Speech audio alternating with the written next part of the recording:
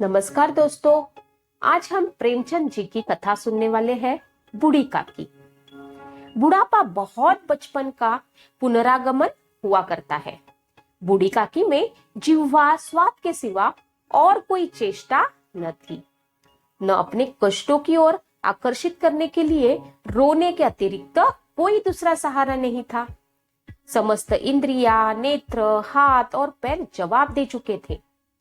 पृथ्वी पर पड़ी रहती और घर वाले कोई बात उनकी इच्छा के प्रतिकूल करते, भोजन का समय टल जाता या उनका परिमाण पूर्ण न होता, अथवा बाजार से कोई वस्तु आती और न मिलती तो ये रोने लग जाती थी। उनका रोना सिसकना साधारण रोना न था, वे गला फाड़ फाड़ कर रोती थी। उनके पतिदेव को स्वर्ग सिधारे कालांतर हो चुका था। बेटे तरुण हो होकर चल बसे थे। अब एक भतीजे के सिवाय और कोई न था। उसी भतीजे के नाम उन्होंने अपनी सारी संपत्ति लिख दी। लिखाते समय भतीजे ने खूब लंबे चौड़े वादे किए, किंतु वे सब वादे केवल कुली डिपो के दलालों के दिखाए हुए सब जबाब थे। यद्यपि उस संपत्ति की वार्षिक आय 150-200 रुपए से कम न थी, तथापि बूढ़ी काकी का पेट भर भोजन भी कठिनाई से मिलता था। इसमें उनके भतीजे पंडित बुद्धिराम का अपराध था या उनकी अर्धांगिनी श्रीमती रूपा का, इसका निर्णय करना सहज नहीं। बुद्धिराम स्वभाव से सज्जन थे, किंतु उसी समय तक जबकि उनके कोष पर कोई आँच न आए। रूपा स्वभाव से तीव्र थी, सही, पर ईश्वर से डरती थी। अतएव बूढ़ी काकी को उसकी तीव्रता उतनी न खलती थी जितनी बुद्धिमान की भलतमंद साहता। बुद्धिराम को कभी कभी अपने अत्याचारों का खेद होता था। विचारते इसी संपत्ति से वो समय भला मानुष बना बैठा हुआ था। लड़कों को बुढ़ों से स्वाभाविक विद्वेष होता है, और फिर जब माता पिता का यह रंग देखते तो वे बूढ़ी काकी को और सताया करते। कोई चुटकी काट कर भागता, कोई उन पर पानी की कुल्ली कर देता। काकी चीख मार कर रोती। हाँ, काकी क्रोधातुर होकर बच्चों को गालियां देने लगती तो रूपा घटनास्थल पर आ पहुंचती। इस भय से काकी अपनी जिह्वा कृपान का कदाचित ही प्रयोग करती थी। संपूर्ण परिवार में यदि काकी से किसी को अनुराग था तो वह बुद्धिमान की बेटी छोटी लाडली थी। लाडली अपने दोनों भाइयों के भय से अपने हिस्से की मिठाई चपेना बूढ़ी काकी के पास बैठकर खाया करती थी। उसी उसका रक्षागार था। रात का समय था। बुद्धिराम के द्वार पर शहनाई बज रही थी और गांव के बच्चों का झुंड विस्मयपूर्ण नेत्रों से गाने का रसास्वादन कर रहा था। चारपाइयों पर मेहमान विश्राम कर रहे थे। तो एक अंग्रेजी पढ़े हुए नवयुवक इन व्यवहारों से उदासीन थे। वे इस गवार मंडली में बोलना अथवा सम्मिलित होना अपनी प्रतिष्ठा के प्रतिकूल समझते थे। आज बुद्धिराम के लड़के मुखराम का तिलक आया था। यह उसी का उत्सव था। घर के भीतर स्त्रियां गा रही थी और रूपा मेहमानों के लिए भोजन के प्रबंध में व्यस्त थी।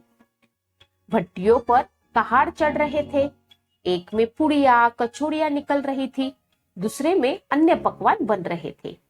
एक बड़े हंडे में मसालेदार तरकारी पक रही थी। घी और मसाले की क्षुधावर्धक सुगंध चारों ओर फैली हुई थी। बूढ़ी काकी अपनी कोठरी में शोक में विचार की भांति बैठी हुई थी। यह स्वाद मिश्रित सुगंध उन्हें बेचैन कर रही थी। कैसी सुगंध है! अब मुझे कौन पूछता है, जब रोटियों ही के लिए लाले पड़े हैं तब ऐसे भाग्य कहा कि भरपूर पुड़िया मिले।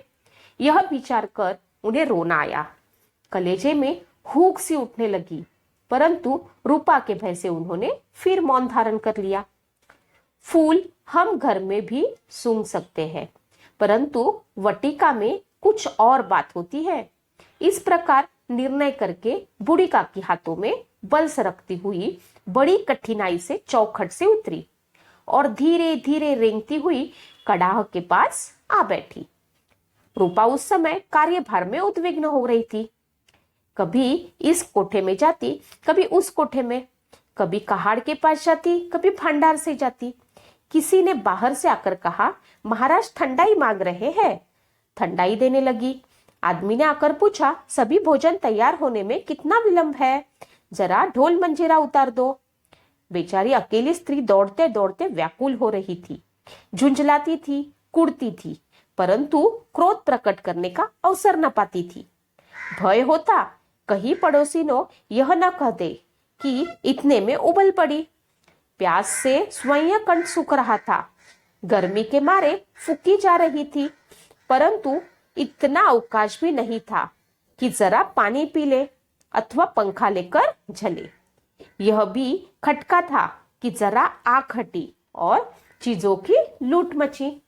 इस अवस्था में उसने बूढ़ी काकी को कहाड़ के पास देखा तो जल गई। क्रोध न रुक सका। वह बूढ़ी काकी पर झपटी और उन्हें दोनों हाथों से झटक कर बोली, ऐसे पेट में आग लगे, पेट है या भाड़? कोठरी में बैठते हुए क्या दम घुटता है? अभी मेहमानों ने नहीं खाया, भगवान को भोग नहीं लगा, तब तक धैर्य न हो सका, आकर छाती पर सवार हो गई। इतना ठूसती है ना, जाने कहां भस्म हो जाता है। भला चाहती हो तो जाकर कोठरी में बैठो, जब तक के खाने लोग खाने लगेंगे तब तुम्हें भी मिलेगा। तुम कोई देवी नहीं हो, चाहे किसी के मुंह में पानी न जाए, परंतु तुम्हारी पूजा पहले हो जाए। बूढ़ी काकी अपनी कोठरी में जाकर पश्चाताप कर रही थी कि मैंने कहां से कहां पहुंच गई। उन्हें रूपा पर क्रोध नहीं था, अपनी जल्दबाजी पर दुख था। सच ही तो है, जब तक मेहमान वो लोग भोजन न करेंगे, घर वाले कैसे खाएंगे? मुझ में इतनी देर भी न रहा था, सबके सामने पानी उतर गया। अब जब तक कोई बुलाने न आएगा नहीं जाऊंगी। मन ही मन इस प्रकार का विचार कर वह बुहाने की प्रतीक्षा करने लगी। उन्हें एक एक पल एक एक युग के समान मालूम होता था। धीरे धीरे एक गीत गुनगुनाने लगी। उन्हें मालूम हुआ कि मुझे गाते देर हो गई है। क्या इतनी देर तक लोग भोजन कर रहे होंगे? किसी की आवाज नहीं सुनाई देती। अवश्य ही लोग खा पी कर चले गए, मुझे कोई बुलाने नहीं आया। रूपा चिढ़ गई। क्या जाने न बुलाए, सोचती हो क्या आप ही आएंगी? वह कोई मेहमान तो नहीं है जो उन्हें बुलाऊं। बूढ़ी काकू चलने के लिए तैयार हुई। यह विश्वास कि 1 मिनट में पुड़िया और मसालेदार तरकियां सामने आएगी उनकी स्वादेंद्रियों की गुदगुदाने लगी। उन्होंने मन में तरह तरह के मंसूबे बांधे। पहले तरकारी की पुड़िया खाऊंगी, फिर दही शक्कर, कचौड़िया रायते के साथ मजेदार मालूम होगी। चाहे कोई बुरा माने, चाहे मैं तो मांग मांग कर खाऊंगी। लोग यही न कहेंगे कि इन्हें विचार नहीं, कहा करे इतने दिन के बाद पुड़िया मिल रही है तो मुंह झूठा करके थोड़े ही उठ जाऊंगी। मेहमान मंडली अभी बैठी हुई थी। कोई खाकर उंगलियां चाटता था, कोई तिरछे नेत्रों से देखता था कि और लोग अभी खा रहे हैं या नहीं। कोई इस चिंता में था कि पत्तल पर पुड़िया छूट जाती है, किसी तरह उन्हें भीतर रख लेता। कोई दही खाकर जीभ चटकारता था, परंतु दूसरा दोनों मांगते संकोच करता था। और इतने में बूढ़ी काकी रेंगती हुई उनके बीच जा पहुंची। कई आदमी चौंक कर खड़े हुए, पुकारने लगे, अरे यह बुढ़िया कौन है? यह कहां से आ गई? देखो किसी को छू ना ले। पंडित बुद्धिराम काकी को देखते ही क्रोध से तिलमिला गए। पुड़ियों का थाल लिए खड़े थे, थाल को जमीन पर पटक दिया और जिस प्रकार निर्दयी महाराज अपने किसी बेईमान और भगोड़े कर्जदार को देखते ही झपट कर उनका तेंदुआ पकड़ लेते हैं, उसी तरह लपक उन्हें अंधेरी कोठरी में धस से पटक दिया। आशा रूपी वटिका लू के एक झोंके में नष्ट विनष्ट हो गई। मेहमानों ने भोजन किया, घर वालों ने भोजन किया, परंतु बूढ़ी काकी को किसी ने न पूछा। बुद्धिराम और रूपा दोनों ही बूढ़ी काकी को उनकी निर्लज्जता के लिए दंड देने का निश्चय कर चुके थे। उनके बुढ़ापे पर, दीनता पर, हतज्ञान पर किसी को करुणा न आई थी। अकेली लाडली उनके लिए कुढ़ रही थी। लाडली को काकी से अत्यंत प्रेम था। बेचारी भोली लड़की थी, बाल विनोद और चंचलता की उसकी गंध तक न थी। दोनों बार जब उनके माता पिता ने काकी को निर्दयता से घसीटा तो लाडली का हृदय ऐंठ कर रह गया। वह झुंझला रही थी कि यह लोग काकी को क्यों बहुत सी पुड़िया नहीं दे देते। उसने अपने हिस्से की पुड़िया बिल्कुल न खाई थी। अपनी गुड़ियों को उसने पिटारी में बंद कर दिया था। उन पुड़ियों को काकी के पास ले जाना चाहती थी। उसका हृदय अधीर हो रहा था। बूढ़ी काकी मेरी बात सुनते ही उठ बैठेगी, पुड़िया देखकर कैसी प्रसन्न होगी, मुझे खूब प्यार करेगी। रात के 11 बज गए थे। रूपा आंगन में पड़ी सो रही थी। लाडली की आंखों में नींद न आती थी। काकी को पुड़िया खिलाने की खुशी उसे सोने न देती थी। उसने पुड़ियों की पिटारी सामने ही रखी थी। जब विश्वास हो गया कि अम्मा सो रही है तो अपनी पिटारी उठाई और बूढ़ी काकी की कोठरी की ओर चली। सहसा कानों में आवाज आई, काकी उठो, मैं पुड़िया लाई हूं। काकी ने लाडली की बोली पहचानी, चटपट उठ बैठी, दोनों हाथों से लाडली को टटोला और उसे गोद में बैठा लिया। लाडली ने पुड़िया निकाल कर दी। काकी ने पूछा, क्या तुम्हारी अम्मा ने दी है? लाडली ने कहा, नहीं, यह मेरे हिस्से की है। काकी पुड़ियों पर टूट पड़ी। 5 मिनट में पिटारी खाली हो गई। लाडली ने पूछा, काकी पेट भर गया? जैसे थोड़ी सी वर्षा ठंडक के स्थान पर और भी गर्मी पैदा कर देती है, उसी भांति इस थोड़ी पुड़ियों के काकी की क्षुधा और इच्छा को और उत्तेजित कर दिया। बोली, नहीं बेटी, जाकर अम्मा से और मांग लाओ। लाडली ने कहा, अम्मा सोती है, जगाओगी तो मारेगी। काकी ने पिटारी को फिर टटोला। उसमें कुछ खुरचन गिरे थे, उन्हें निकालकर वे खा गई। बार बार ओट चाटती थी, चटकारे भरती थी। हृदय मसोस रहा था कि और पुड़िया कैसे पाऊं। संतोष सेतु जब टूट जाता है तब इच्छा का बहाव अपरिमित हो जाता है। मतवालों को मद का स्मरण करना उन्हें मदान्ध बनाता है। काकी का अधीर मन इच्छा से प्रबल प्रवाह में बह गया। उचित और अनुचित का विचार जाता रहा। वे कुछ देर तक उस इच्छा को रोकती रही। सहसा लाडली से बोली, मेरा हाथ पकड़कर वहां ले चलो जहां मेहमानों ने बैठकर भोजन किया है। लाडली उनका अभिप्राय समझ न सकी। उसने काकी का हाथ पकड़ा और लेकर झूठे पत्तलों के पास बैठा दिया। दीन, शुद्धातुर, हतज्ञान बुढ़िया पत्तलों से पुड़ियों के टुकड़े चुन चुन कर भक्षण करने लगी। ओ, दही कितना स्वादिष्ट था, कचौड़ियां कितनी सलोनी, खस्ता कितनी सुकोमल। काकी बुद्धिहीन होते हुए इतना जानती थी कि मैं वह कर रही हूं जो मुझे कदापि नहीं करना चाहिए। मैं दूसरों की झूठी पत्तल चाट रही हूं। परंतु बुढ़ापा तृष्णा रोग का अंतिम समय है। जब इच्छा, संपूर्ण इच्छा एक केंद्र पर आ जाती है, तभी बूढ़ी काकी में यह केंद्र उसकी स्वादेंद्रिया थी। ठीक उसी समय रूपा की आंख खुली। उसे मालूम हुआ कि लाडली मेरे पास नहीं है। वह चौकी चारपाई के पास इधर उधर ताकने लगी कि कहीं नीचे तो नहीं गिर पड़ी।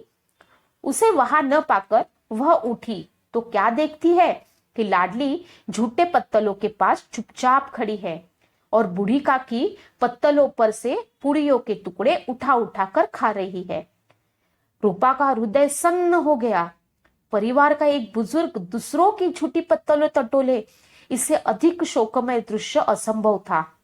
पुड़ियों के कुछ ग्रासों के लिए अपनी चचेरी सास ऐसी पतित और निकृष्ट कर्म कर रही है। ऐसा प्रतीत होता मानो जमीन रुक गई और आसमान चक्कर खा रहा है। संसार पर कोई आपत्ति आने वाली है। रूपा को क्रोध न आया, शोक से सम्मूत क्रोध था। करुणा और भय से उनकी आंखें भर आई। इस अधर्म के पाप का भागी कौन है?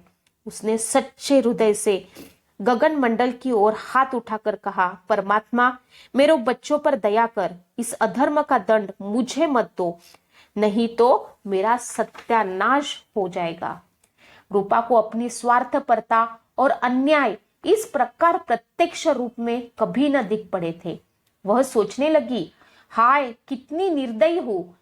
जिसकी संपत्ति से मुझे 200 रुपया वार्षिक आय हो रही है, उसकी यह दुर्गति और मेरे कारण। हे दयामय भगवान, मुझसे बड़ी भारी चूक हुई है, मुझे क्षमा करो।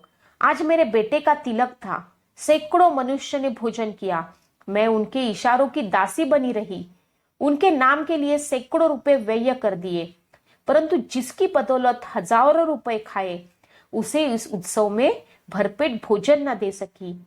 केवल इसी कारण ही वह वृद्धा असहाय है। रूपा ने दिया जलाया, अपने भंडार का द्वार खोला और एक थाली में संपूर्ण सामग्रियां सजाकर बूढ़ी काकी की ओर चली। रूपा के कंठावरधूत स्वर ने कहा, काकी उठो, भोजन कर लो। मुझसे आज बड़ी भूल हुई, उसका बुरा न मानना। परमात्मा से प्रार्थना कर दो कि वह मेरा अपराध क्षमा कर दे। भोले भोले बच्चों की भांति जो मिठाइयां पाकर मार और तिरस्कार सब भूल जाता है, बूढ़ी काकी वैसे ही सब भूल कर बैठी हुई खाना खा रही थी। उनके एक एक रोए से सच्ची सदिच्छाएं निकल रही थी और रूपा बैठी इस स्वर्गीय दृश्य का आनंद लेने में निमग्न थी।